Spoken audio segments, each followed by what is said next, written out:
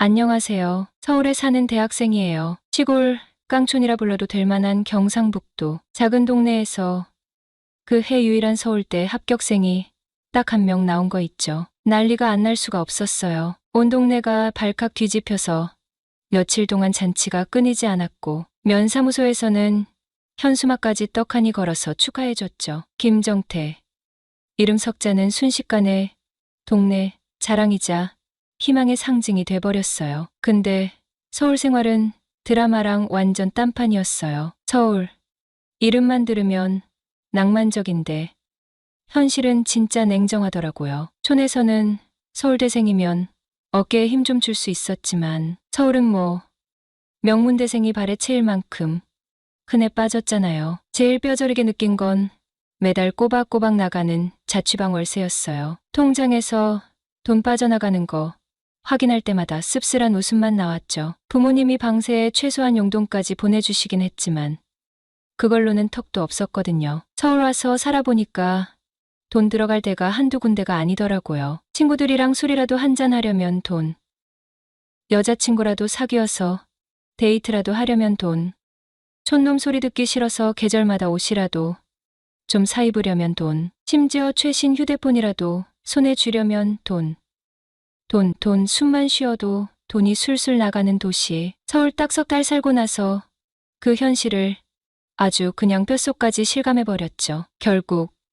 자존심 센 시골 신동은 씁쓸하게 현실을 인정하고 과외 전선에 뛰어들기로 마음먹었어요. 서울대 간판, 의대생 프리미엄, 촌에서 신동 소리 듣던 옛날 영광을 미천 삼아서 이거지 같은 현실에서 벗어나 보겠다고 이를 악물었죠. 근데 과외 구하는 게 생각처럼 쉽지가 않더라고요. 처음이라 설레기도 했지만 내가 제대로 가르칠 수 있을까? 하는 불안감이 발목을 딱 잡는 거예요. 김과외 앱에 프로필 엄청 열심히 올려놓고 눈 빠지게 문에 넣어봤지만 웬걸 깜깜무소식. 며칠이 지나도 답장 하나 없으니까 혹시 내 프로필이 뭐 잘못됐나? 하는 의심만 계속 꼬리를 물고 자존심은 드높았지만 워낙 낯을 가리는 성격이라 길에서 전단지 돌리는 건 상상도 못했어요. 겨우 용기 내서 전단지 몇 장 뽑아들고 학교 근처 학원가를 어슬렁거려 봤지만 왠지 모를 어색함이랑 혹시 누가 내 개인 정보 털어가면 어떡하지? 하는 쓸데없는 걱정만 앞서더라고요. 결국 전단지 한 장 제대로 못 붙여보고 그냥 돌아왔어요. 저한테도 그런 흑역사 시절이 있었어요. 지금은 웃으면서 얘기하지만 그때는 진짜 앞이 안 보일 정도로 암담했죠. 그렇다고 헐값에 과외를 할 수는 없었어요. 나름 신동 소리 듣고 자란 자존심이 그걸 그냥 못 넘어가겠더라고요. 주머니는 텅텅 비었지만 자존심 하나는 아주 그냥 꼿꼿하게 살아있었죠. 연애 사업은 뭐 완전히 폭망 상태였고요. 서울 올라온 지 벌써 몇 달이나 됐는데 여자친구는커녕 제대로 된 여자 사람 친구 하나 못 만들었으니 말 다 했죠. 밤늦게 텅 빈 자취방에 혼자 누워서 천장만 멍하니 쳐다보고 있으면 외로움이 쓰나미처럼 확 밀려왔어요. 돈도 없고 마음까지 횡 비워버리니까 여자가 얼마나 간절했겠어요. 진짜. 그러던 어느 날 드디어 그렇게 기다리던 희소식이 들려온 거예요. 대학교 친구 녀석 찬우한테 전화가 온 거죠. 찬우 녀석이 호주로 어학연수를 간다면서 연수 가는 동안 자기가 하던 과외 자리를 대신 맡아줄 수 있냐고 묻는 거예요. 뭐 망설일 게 뭐 있어요? 당장이라도 덥석 물고 싶었죠. 야, 당연히 해야지. 어디 과외인데? 나도 모르게 목소리가 흥분으로 막 들떠버렸어요. 잠원동 고1 남자애. 찬우 녀석의 무심한 대답이 그 순간에는 천상의 목소리처럼 들리더라고요. 잠원동이라니 강남 한복판이잖아요. 과외 첫날 약속 장소인 학생 집으로 가는 발걸음은 설렘 반, 돈 벌 수 있다는 기대감 반, 심장이 막 쿵쾅쿵쾅 뛰었어요. 잠원동 고급 아파트 단지, 깔끔하게 정돈된 현관문을 열고 집 안으로 딱 들어서는 순간 시골에서만 살던 촌놈은 입이 떡 벌어졌어요. 넓고 쾌적한 거실, 고급스러운 가구들, 은은하게 풍기는 고급 디퓨저 향까지. 와, 진짜 촌집이랑은 차원이 다른 세상이었죠. 과외 시작하기 전에 학생 어머님하고 인사하고 과일 먹으면서 잠깐 얘기하는 시간이 있었는데 그때 진짜 눈이 번쩍 뜨였어요. 제 눈앞에 앉아 계신 분이 뭐랄까 딱 봐도 급이 다르다 싶은 느낌 있잖아요. 화려하게 꾸민 건 아닌데 수수하면서도 감출 수 없는 아름다움이 흘러넘쳤어요. 단정하게 묶은 머리, 은은하게 미소 짓는 입술, 크고 맑은 눈망울, 딱 청순 글래머라는 말이 떠오르는 스타일이셨죠. 친절하게 웃으면서 과일 깎아내오시는 모습은 촌놈 심장을 쿵 하고 제대로 울리기에 충분했어요. 그래, 우리 찬우랑은 친하신가 봐요? 어머님이 먼저 말문을 여셨어요.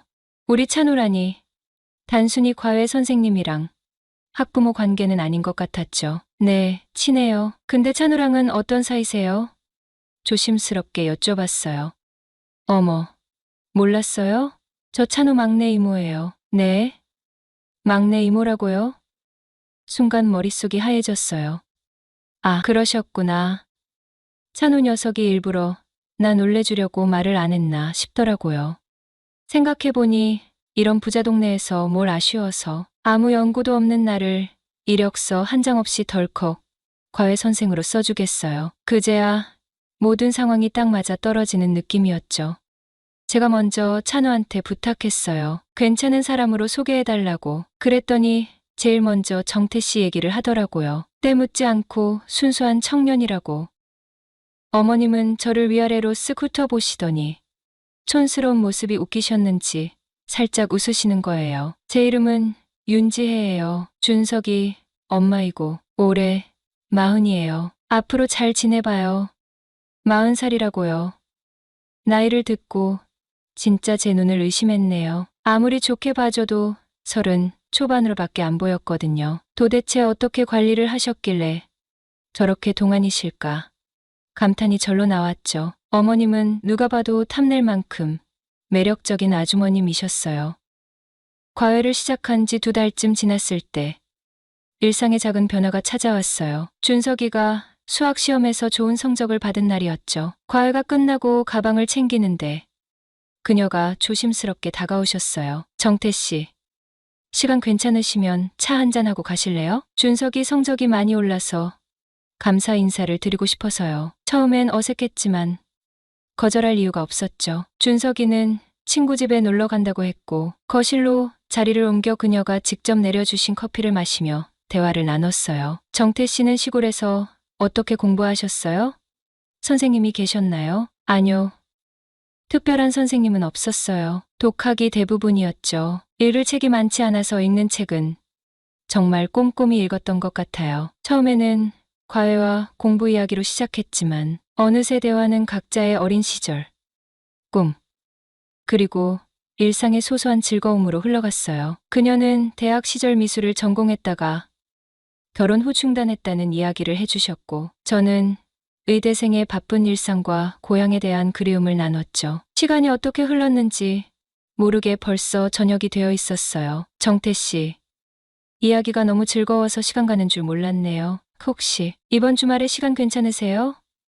동네에 괜찮은 전시회가 있거든요. 심장이 갑자기 빨라졌어요. 전시회요? 네.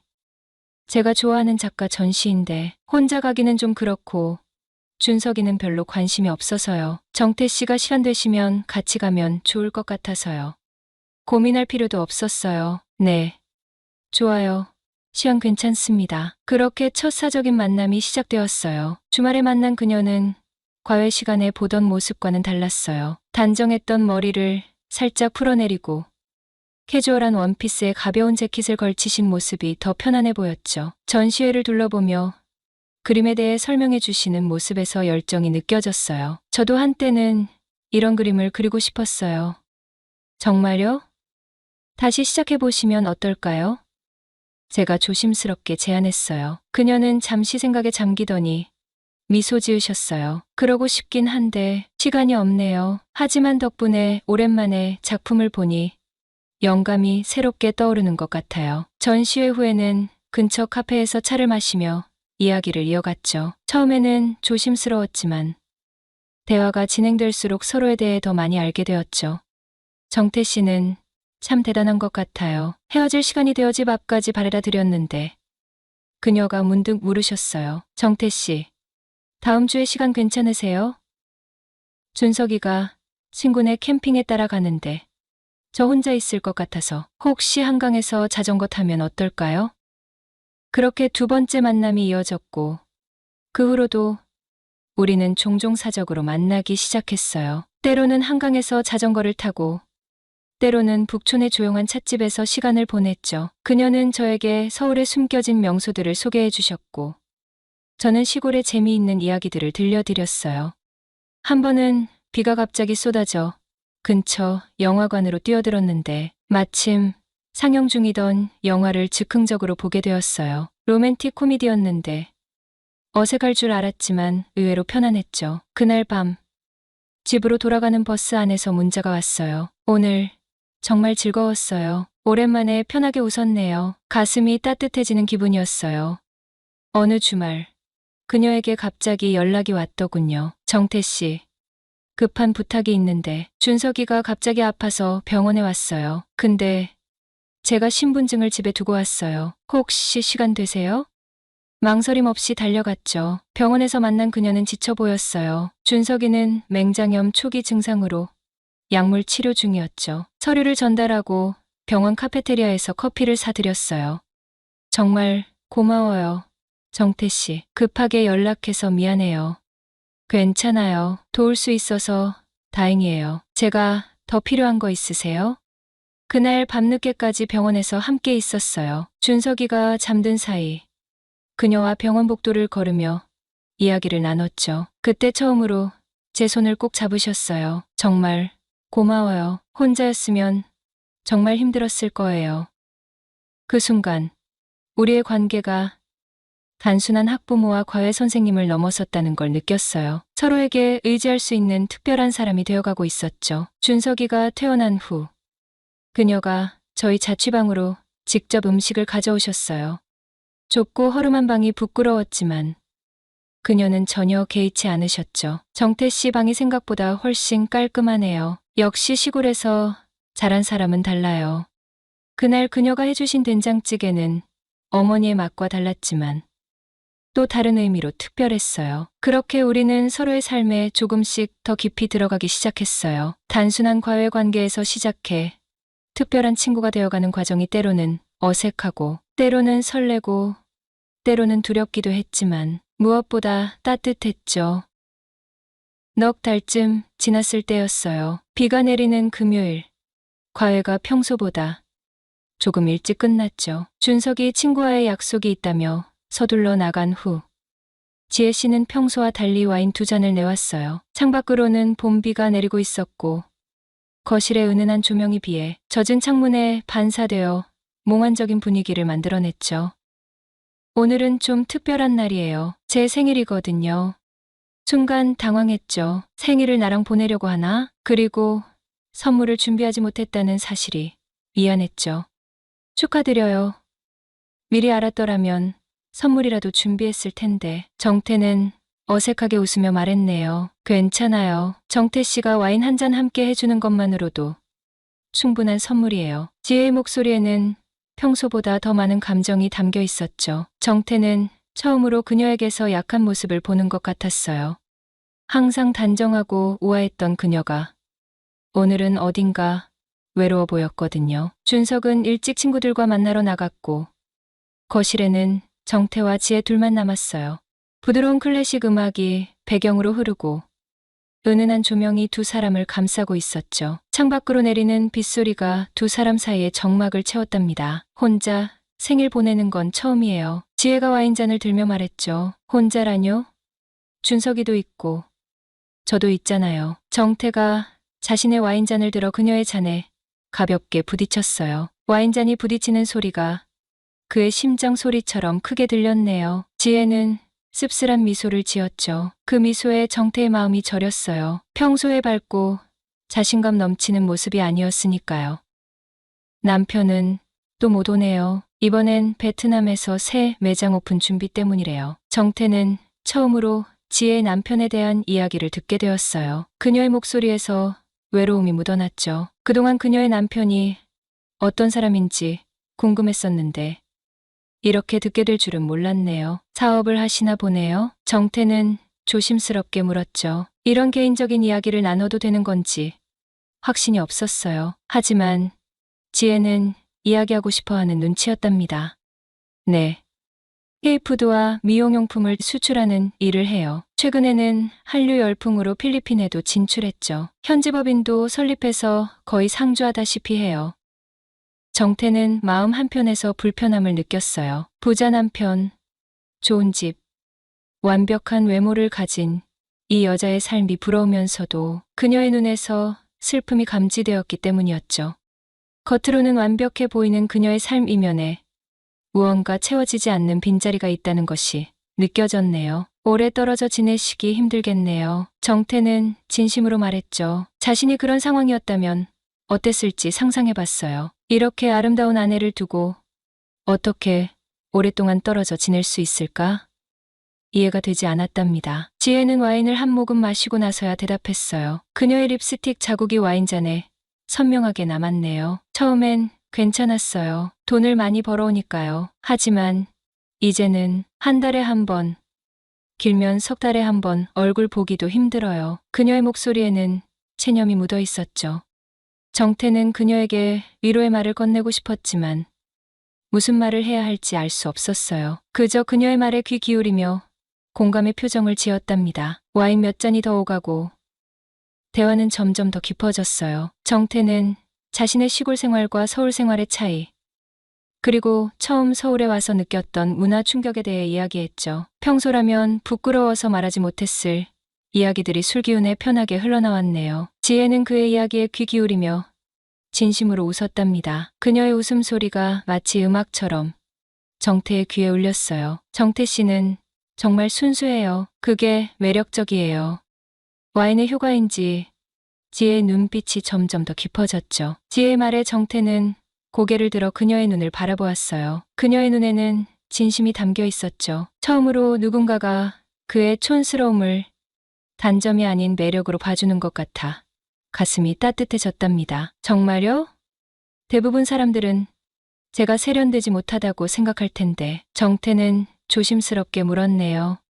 세련됨이 전부는 아니죠. 이 도시에는 정태 씨 같은 순수한 마음을 가진 사람이 점점 줄어들고 있어요. 다들 너무 계산적이고 자기 이익만 챙기죠. 지혜의 말에 정태는 자신감이 생겼어요. 서울에서의 첫 몇 달 동안 늘 자신이 부족하다고, 촌스럽다고 생각해왔는데 이렇게 자신의 배경을 긍정적으로 봐주는 사람이 있다니 기뻤던 거예요. 대화가 이어질수록 두 사람 사이의 거리는 점점 좁혀졌죠. 처음에는 소파 양쪽 끝에 앉아있던 그들이 어느새 나란히 앉아 있었어요. 정태는 지혜의 향수 냄새와 그녀의 체온을 느낄 수 있었죠. 그녀가 머리를 넘길 때마다 은은한 샴푸 향기가 그의 코끝을 스쳐갔답니다. 사실 지혜가 한참 침묵 후에 말을 꺼냈어요. 그녀의 목소리는 낮고 조용했죠. 남편이 한국에 들어와도 별로 달라지는 게 없어요. 정태는 질문을 하고 싶었지만 적절한 말을 찾지 못했어요. 그저 그녀의 눈을 바라보며 계속해서 말할 수 있도록 기다렸죠. 처음엔 사업 때문에 어쩔 수 없다고 생각했어요. 하지만 이제는 알아요. 그쪽에 다른 여자가 있다는 걸. 정태의 눈이 커졌어요. 지혜의 고백에 그는 놀라움을 감추지 못했죠. 겉으로 보기에 완벽해 보이는 그녀의 결혼 생활이 실제로는 그렇지 않다는 사실에 충격을 받았네요. 베트남에서 만난 여자들이에요. 거의 20살 가까이 차이 나는 어린 여자들. 소문이 들려오더라고요. 지혜의 목소리는 담담했지만 그 속에 깊은 상처가 있음을 정태는 느낄 수 있었어요. 그녀가 이렇게 아픈 비밀을 자신에게 털어놓는다는 것이 정태에게는 특별하게 느껴졌죠.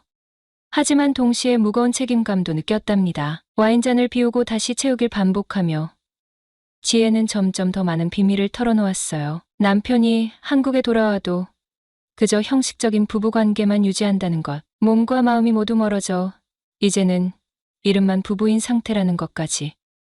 미안해요. 정태 씨, 이런 얘기를 왜 하는지 모르겠네요. 지혜가 갑자기 정신을 차리며 말했죠. 그녀의 눈에는 부끄러움이 서려 있었어요. 아니에요.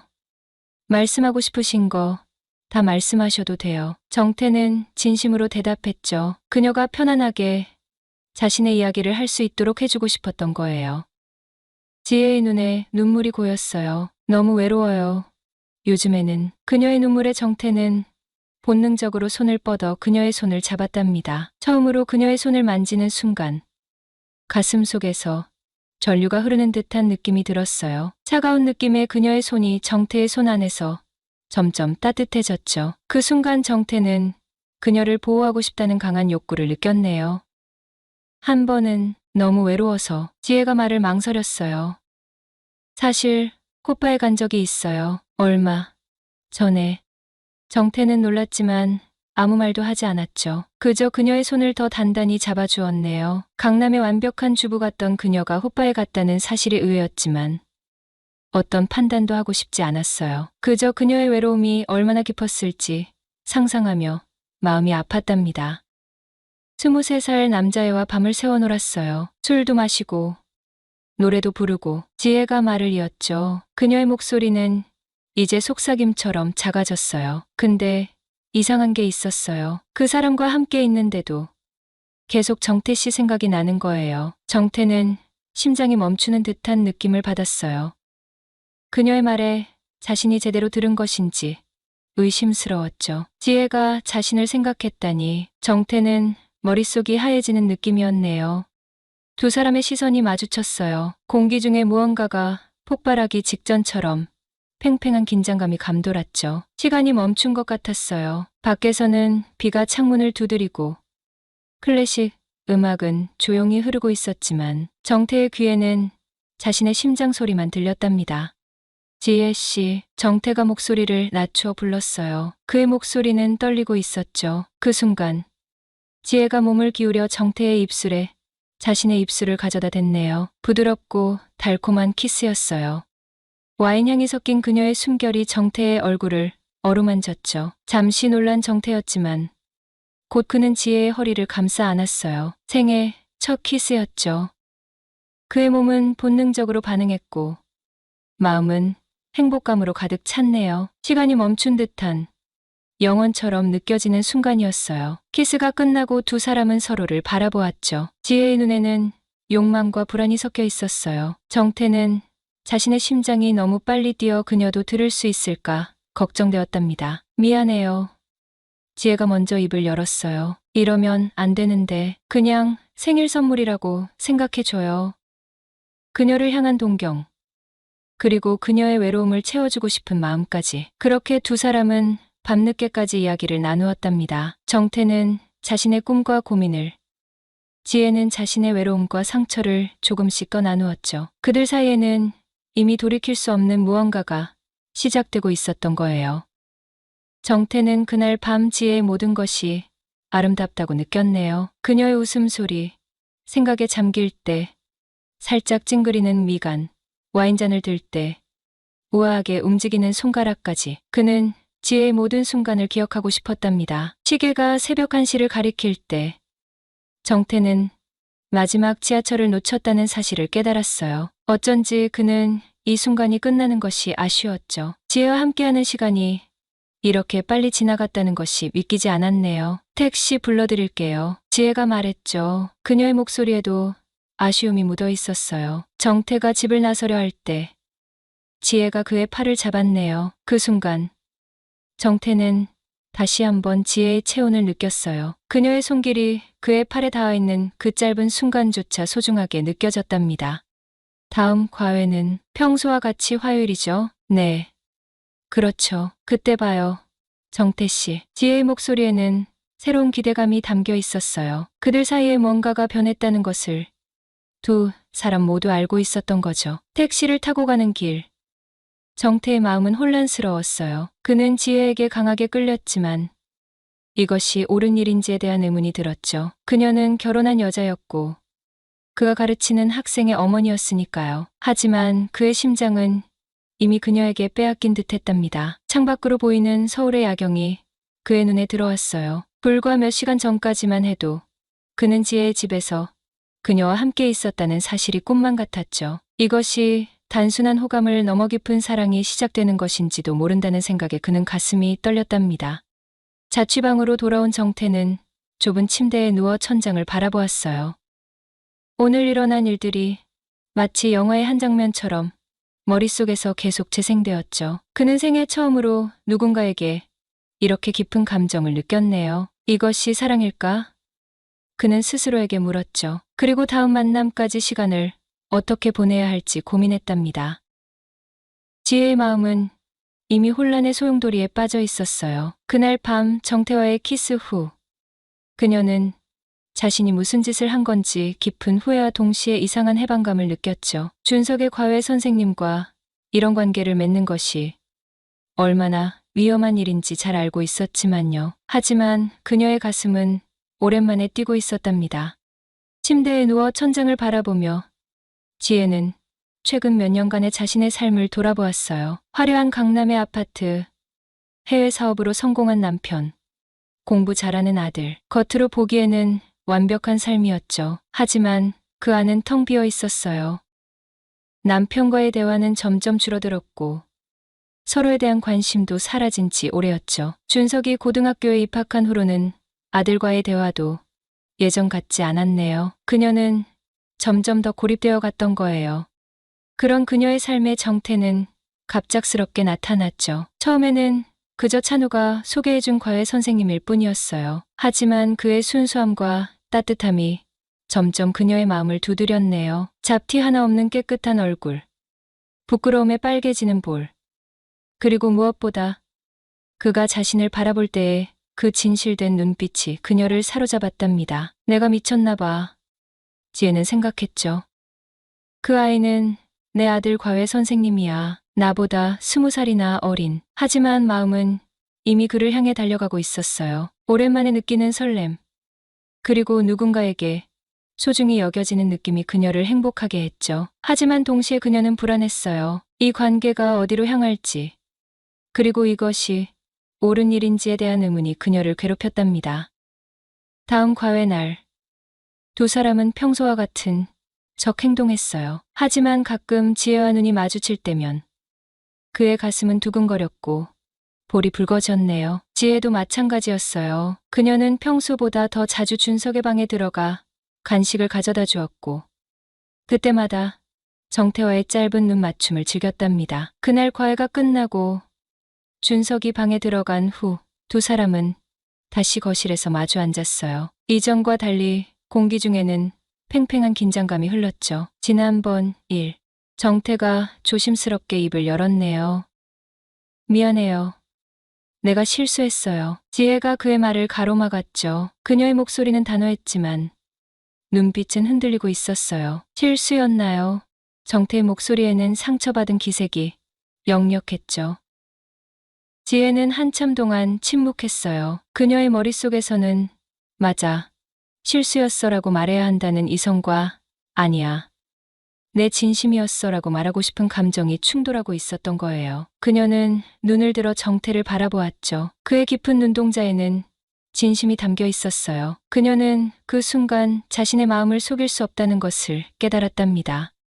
아니에요. 실수가 아니었어요. 그녀의 작은 목소리에 정태의 얼굴이 밝아졌어요. 그는 조심스럽게 손을 뻗어 지혜의 손을 잡았죠. 그녀의 손은 차가웠지만 점점 그의 손 안에서 따뜻해졌네요. 나도 같은 마음이에요. 그렇게 두 사람의 위험한 관계는 시작되었어요.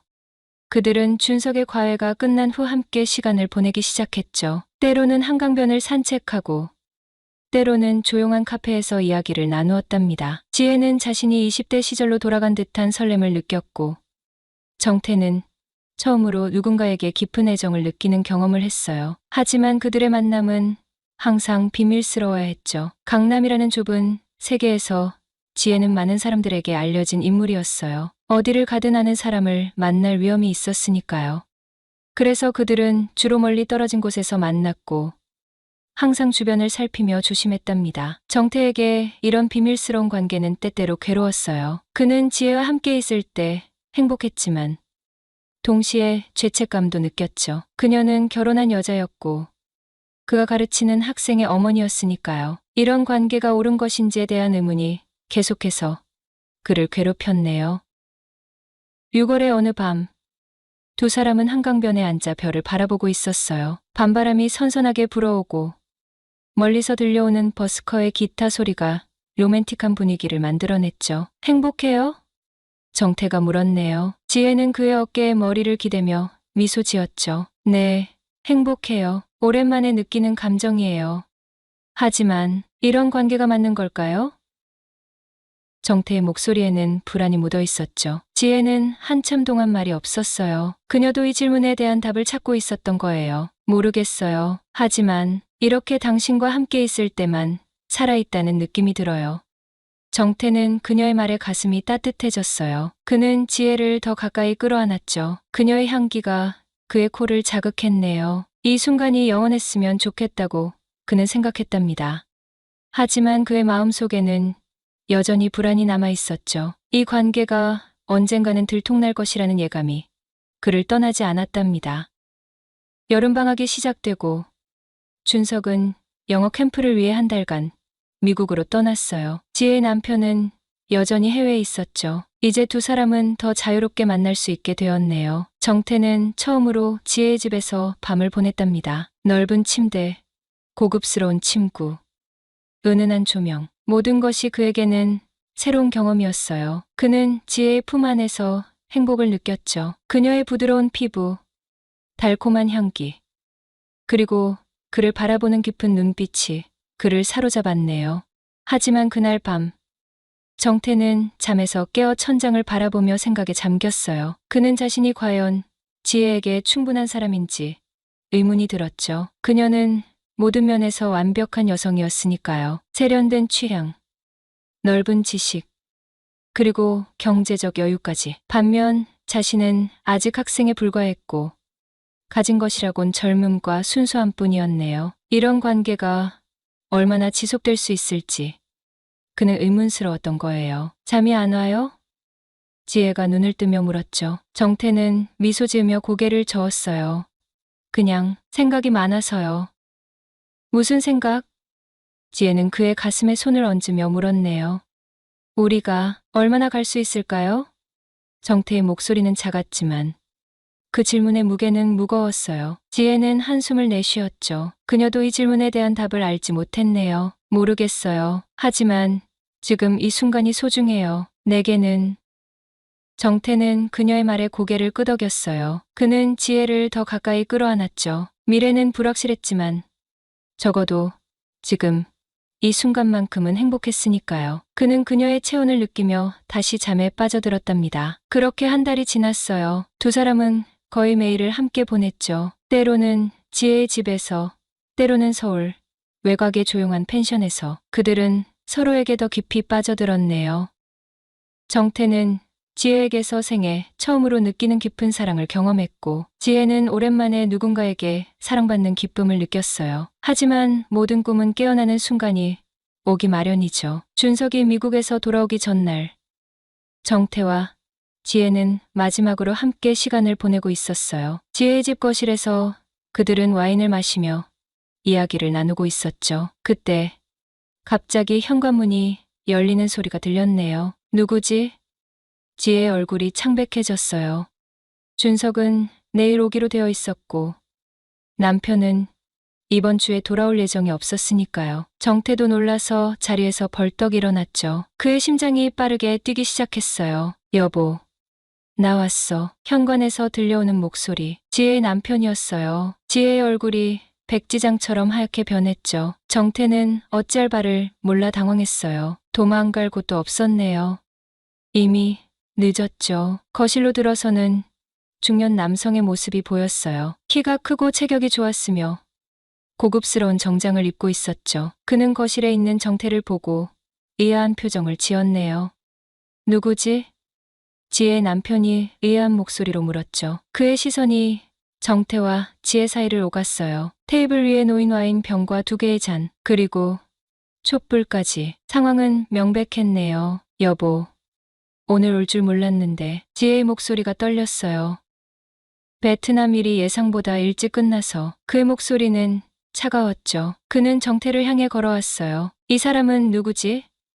정태는 심장이 터질 것 같았어요. 그는 자신의 얼굴이 벌겋게 달아오르는 것을 느꼈죠. 손바닥에 진땀이 흘렀네요. 하지만 그는 최대한 침착하게 대답하려 노력했어요. 안녕하세요. 저는 준석이 과외 선생님입니다. 지혜의 남편. 최재우는 여전히 의심스러운 눈으로 정태를 바라보았어요. 과외 선생님이 이 시간에 여기서 뭘 하는 거지? 침묵이 내려앉았죠. 정태는 무슨 말을 해야 할지 알 수 없었어요. 지혜도 당황한 듯 아무 말도 하지 못했네요. 내일 준석이가 미국에서 돌아와서 과외 일정을 조율하고 있었어요. 지혜가 간신히 말을 이었죠. 재우는 의심스러운 눈빛으로 두 사람을 번갈아 바라보았어요. 그의 눈에는 분노가 점점 커지고 있었죠. 정태는 최대한 태연한 척하려 했지만 가슴은 마구 뛰고 있었답니다. 그래? 그럼 와인은 왜 마시는 거지?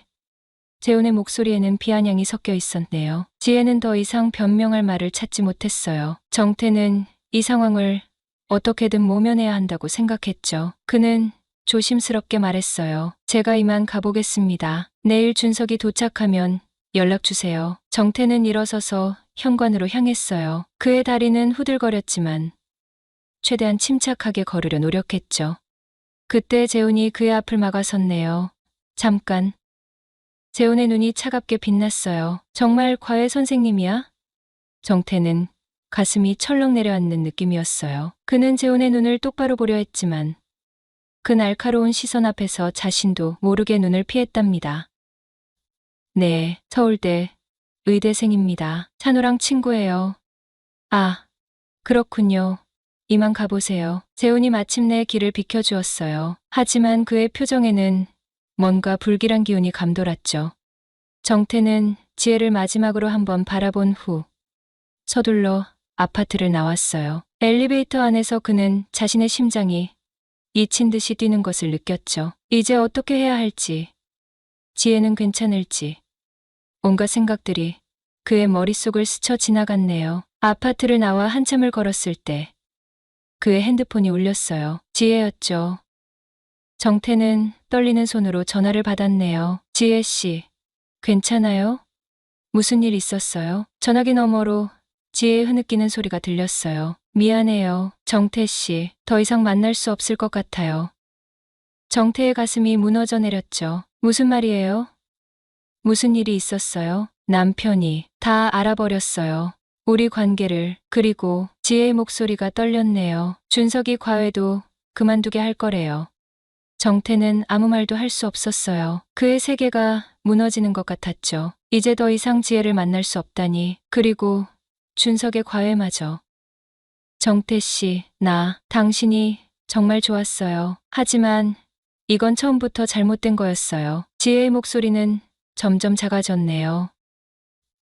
이제 안녕. 전화가 끊겼어요. 정태는 한동안 그 자리에 서서 움직일 수 없었죠. 밤바람이 차갑게 그의 뺨을 스쳐 지나갔네요. 그는 길가에 앉아 얼굴을 손으로 감쌌어요. 눈물이 그의 손가락 사이로 흘러내렸답니다. 그날 이후 정태는 지혜에게 수없이 연락을 시도했어요. 문자, 전화, 심지어 이메일까지. 하지만 모든 시도는 무의로 돌아갔죠. 그녀의 전화번호는 더 이상 연결되지 않았고 메시지도 읽지 않았어요. 마치 그녀가 이 세상에서 사라진 것 같았네요. 시간이 지나도 정태는 지혜를 잊을 수 없었어요. 매일 밤 그는 그녀와 함께했던 시간들을 떠올리며 잠들곤 했죠. 그녀의 미소, 그녀의 향기, 그녀의 목소리, 모든 것이 선명하게 기억났네요. 대학에서의 생활도 엉망이 되었어요. 수업에 집중할 수 없었고 시험 성적도 떨어졌죠. 친구들은 정태의 변화를 눈치채고 걱정했지만 그는 아무에게도 이야기하지 않았네요. 이런 관계를 누구에게 말할 수 있을까요? 다들 그를 비난할 것이 뻔했죠.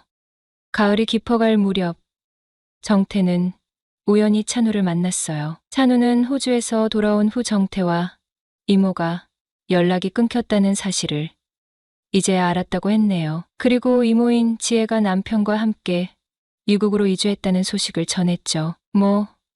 미국으로? 정태는 놀라서 물었네요. 응. 삼촌이 미국 지사로 발령받았대. 준석이도 거기서 학교 다닌대. 찬우는 담담하게 말했죠. 근데 넌 왜 그렇게 놀라는 거야? 정태는 마음을 진정시키려 노력했어요. 아니, 그냥 갑자기 과외가 끝나서 놀랐을 뿐이야. 찬우는 의아한 표정을 지었지만 더 이상 묻지 않았어요. 대신 그는 새 과외 자리를 소개해주겠다고 했죠. 하지만 정태의 귀에는 들어오지 않았어요. 그의 마음은 이미 지혜가 있는 먼 미국으로 날아가고 있었답니다.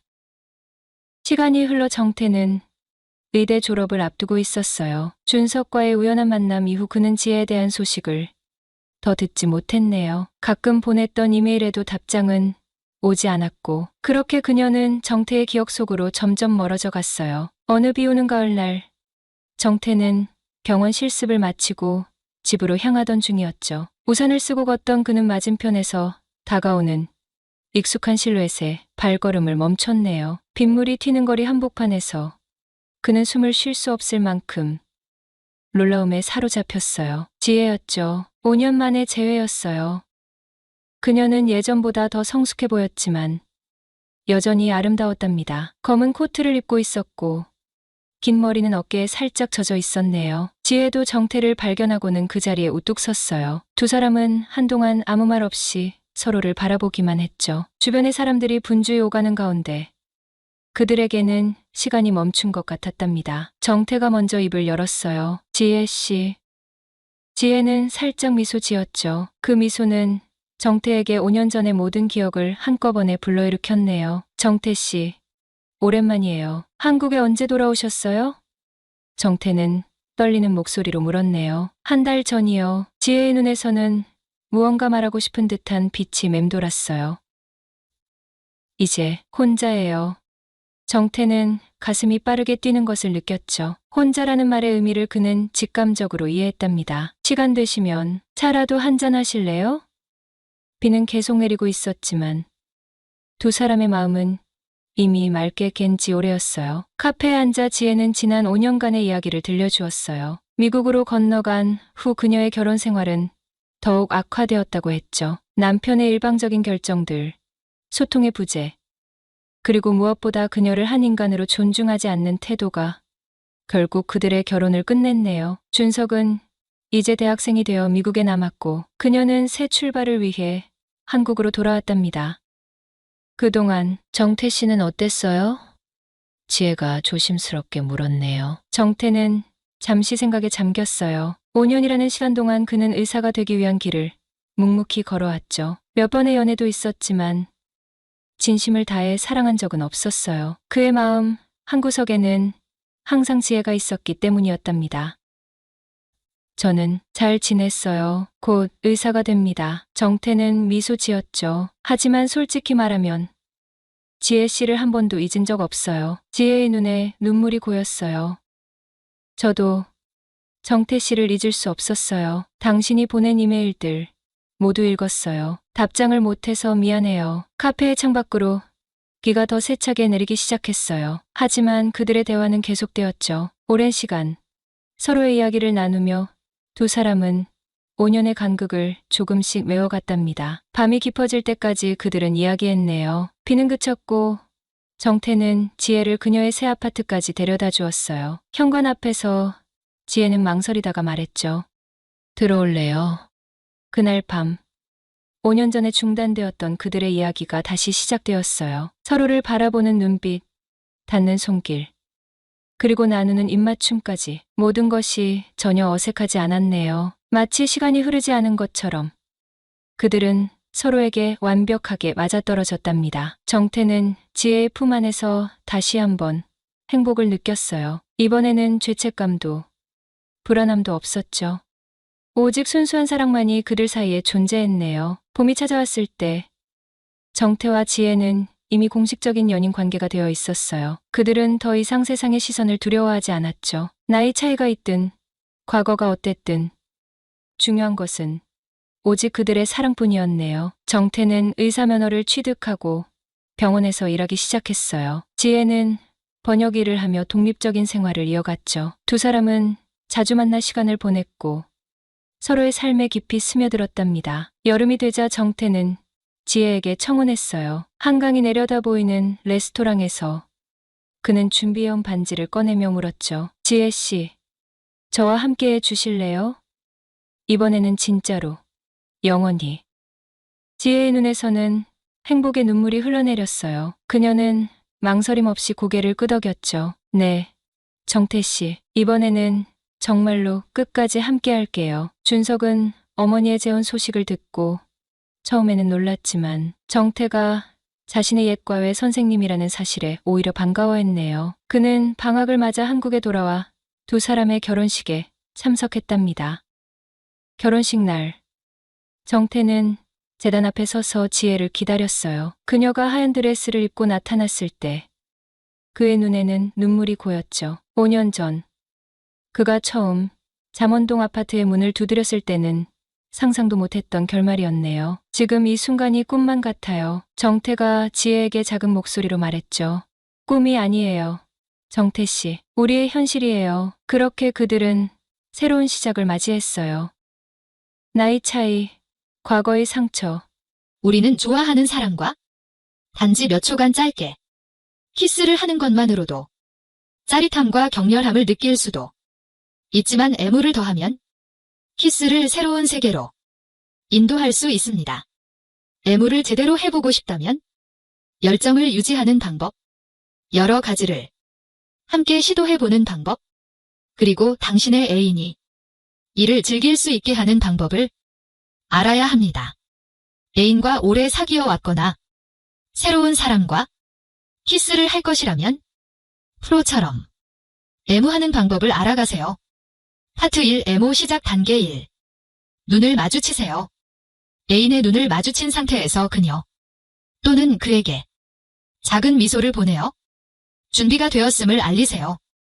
애인과 이마를 마주 대보고 애인의 얼굴에 손을 얹고 다리에 손을 대보세요. 키스를 시작하기 전에 애인의 입술에 살짝 뽀뽀해보는 것도 좋아요. 이 단계를 통해 교섭이 시작되고 애인에게 키스 전 준비할 시간을 줍니다.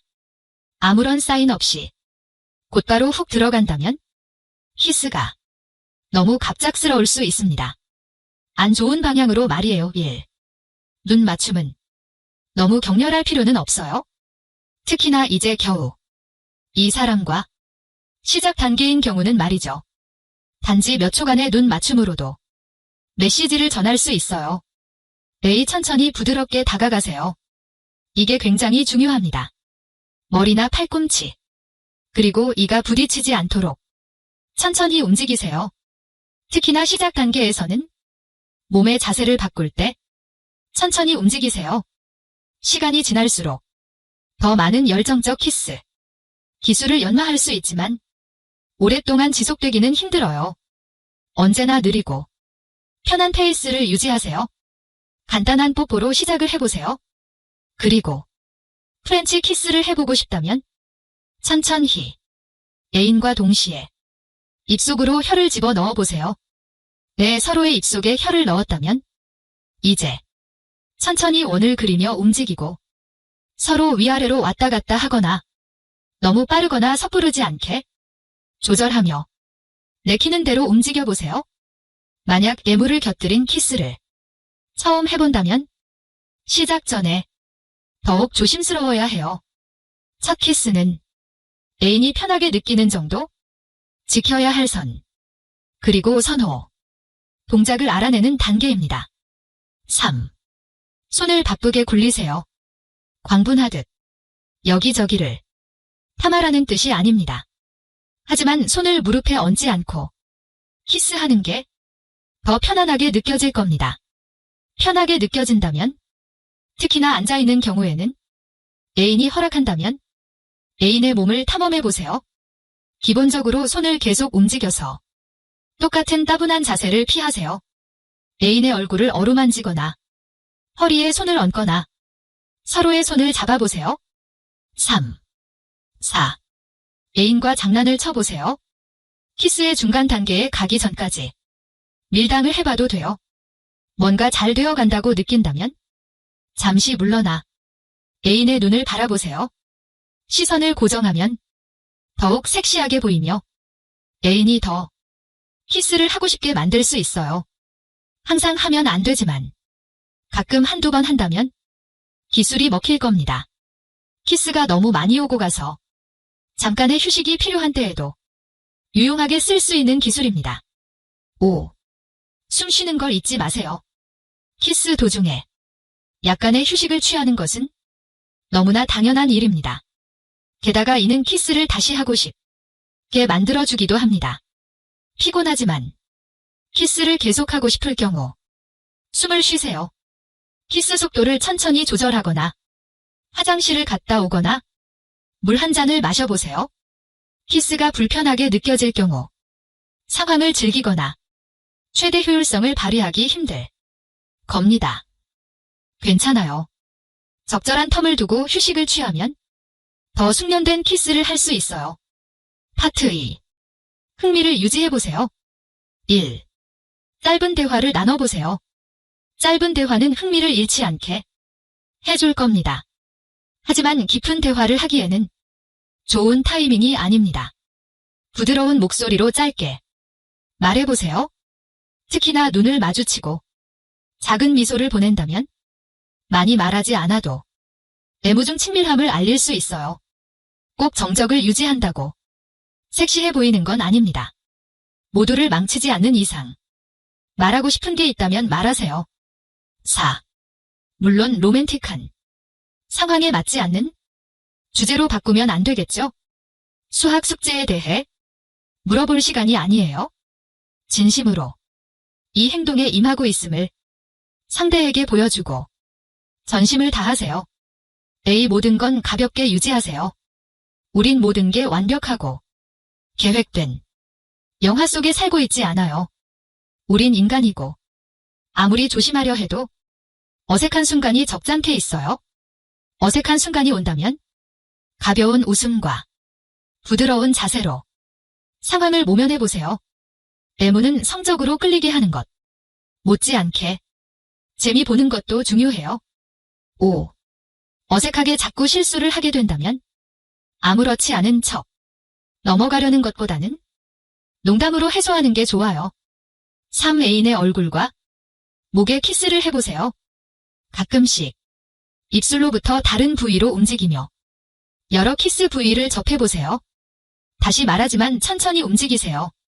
너무 빨리 움직이면 애인은 당신이 무엇을 하려 하는지 몰라 결국 입술이 코에 부딪히게 될 수 있어요. 입술, 모퉁이를 부드럽게 키스하세요. 거기서부터 턱 라인을 따라 움직이세요. 애인의 관자놀이나 이마까지 올라갔다가 목까지 내려가 보세요. 젖은 입술로 애인의 목을 키스하고 입김을 불어보세요. 약간의 전율을 줄 거예요. 4. 애인의 머리를 쓸어 넘겨보세요. 애인이 남성이라면 머리카락 사이에 머리, 두피에 손가락을 넣어 앞에서 뒤로 움직여 목까지 내려가 보세요. 당신의 애인이 여성이라면 머리카락 끝까지 손가락을 넘겨 내리세요. 머릿결에 손가락을 맡기세요. 머리는 사람의 신체 중 가장 감각적인 부분 중 하나입니다. 애무할 때 머리카락 만지는 것 또한 중요하다는 사실을 간과하지 마세요. 6. 하지만 주의하세요. 머리 스타일에 따라 적용이 힘든 머리도 있어요. 만약 그녀의 머리가 묶여 있거나 곱슬기가 있다면 손가락이 끼일 수가 있어요. 대신에 손가락 끝이 천천히 머리 위에서 귀 주변부까지 내려오도록 하세요. 마치 귀 뒤에 머리카락을 단정히 밀어넣듯이 말이에요. 5. 몇 번 살짝 깨물어 보세요. 애무를 하는 동안 연인의 목 뒤, 아랫입술을 깨무는 것은 신세계를 경험할 수 있게 해줘요. 어렵게 생각하지 말고 연인과 사이가 편안해지면 한번 실험해보세요. 아주 살짝, 부드럽게 아랫입술을 깨물어 보세요. 그 다음엔 위로 올라가서 귓볼이나 목을 시도해보고 당신의 연인이 어떻게 반응하나 보세요. 잘 이행했다면 깨무는 행위가 당신의 연인을 쾌감으로 미치게 할 겁니다. 주의하세요. 부드럽거나 또는 더한 강도의 깨물기를 모두가 선호하는 건 아닙니다. 하지만 당신의 특별한 연인이 좋아한다면 정말 좋아할 것입니다. 6. 연인의 귀에 속삭여 보세요. 키스 중간에 휴식을 취할 때 귓속말을 해보는 것은 달아오른 분위기를 유지하기에 좋은 방법입니다. 잠시 멈추고 연인의 귀로 몸을 기울이세요. 그리고 짧고 달콤한 말을 속삭여 당신이 키스를 얼마나 좋아하는지 알려주세요. 넌 너무 섹시해. 라던가 종일 너와 키스하고 싶었어 라고 해보세요. 그러면 당신의 연인이 정말 좋아할 겁니다. 7. 말하면서 연인의 목에 입김을 넣으면 전율을 줄 수 있어요. 7. 모든 걸 잘 조합해보세요. 가끔씩 새로운 것을 시도하여 애무를 흥미롭게 유지하는 것이 중요합니다. 항상 손을 같은 위치에 두거나 똑같은 방식으로 키스를 하면 곧 질리게 됩니다. 입술에 살짝 뽀뽀하기, 부드럽게 깨물기, 열정적인 프렌치 키스, 그리고 키스를 흥미롭게 이어나갈 수 있게 하는 그 어떤 것이든 이 것들을 잘 조합해보세요. 애무를 하는 동안 10년까지 다른 방식을 시도해볼 필요는 없어요. 하지만 적어도 두세 가지 다른 방법을 시도하면 흥을 돋을 수 있어요. 파트 3. 긴장 풀기 1. 연인에게 당신이 언제 휴식이 필요한지를 알리세요. 애무가 끝난 후에는 두 가지 선택이 있습니다. 진도를 더 나가 더 뜨겁고 격렬해지거나 잠시 휴식의 필요성을 인지하는 것이죠. 잠시 휴식을 취하거나 키스를 중단하고 싶을 경우를 생각해 봅시다. 천천히 연인에게서 빠져나와 마지막으로 열정적인 키스를 줍니다. 급작스럽게 끝낼 필요는 없어요. 피곤해졌거나 곧 헤어져야 할 때가 되었다면 이 상황에서 천천히 빠져나오기 시작해야 합니다. 하나 둘씩 천천히. 이것 때문에 사과하지 마세요. 누구든 가끔은 휴식이 필요해요. A. 연인에게 얼마나 좋았는지 말해주세요. 이를 증언해 주듯이 연인을 꼭 껴안고 마지막 키스나 미소를 주세요. 아니면 정말 대단했어. 너와 키스하는 게 너무 좋아라고 말해보세요. 진심으로 너를 정말 좋아해라고 말해주세요. 당신의 연인은 자신감을 얻고 방금 일어난 일에 대해 좋은 감정을 가지게 되어 또 하고 싶게 될 겁니다. 부끄러워하지 마세요. 널 사랑해. 라고 내뱉지 않아도 돼요. 하지만 정말 뜨거운 시간을 보냈다면 시도해보세요. 3. 연인이 더 원하도록 하게 만드세요. 애무를 끝내면서 다음에 또 할 의향이 있다고 알리세요. 키스가 끝나면 당신은 섹시하고 매력 있어 보이며 키스를 더 하고 싶게 만들 겁니다. 서로 헤어질 때, 다음에 또 만날 때까지 기다리기 싫다고 말하거나 헤어지고 난 뒤 정말 좋은 시간을 보냈다는 귀여운 문자를 남겨보세요. 그 같은 무드를 영원히 유지하기는 힘들지만 상대방과의 관계를 최대한 섹시하게 이어나가 보세요. 당신이 더욱 보고 싶어질 겁니다. 팀. 억지로 하지 마세요. 키스 고수들은 제때에 자연스럽게 할 줄 압니다. 애무를 하기 전에 어디까지 허용할 것인지 생각해 놓으세요. 진도를 너무 깊이 나갔다면 연인에게 아직 준비가 안 되었다고 말할 준비를 해 놓으세요. 입냄새가 나지 않도록 하세요. 입냄새가 나지 않도록 하세요. 누구든 입냄새가 있는 사람과 키스하는 걸 좋아하지 않아요. 입냄새 제거 스프레이나 껌, 민트 사탕을 가지고 다니세요. 키스를 위한 정석은 없어요. 대부분의 경우 모든 것이 자연스럽게 흘러가도록 하고 뭔가 잘못되었다고 생각되면 멈추세요. 상대방이 지금 당신의 행동에 대해 어떤 기분을 느끼는지 모른다면 잠시 멈추고 상대방이 생각할 시간을 주도록 손을 잡거나 안아주세요.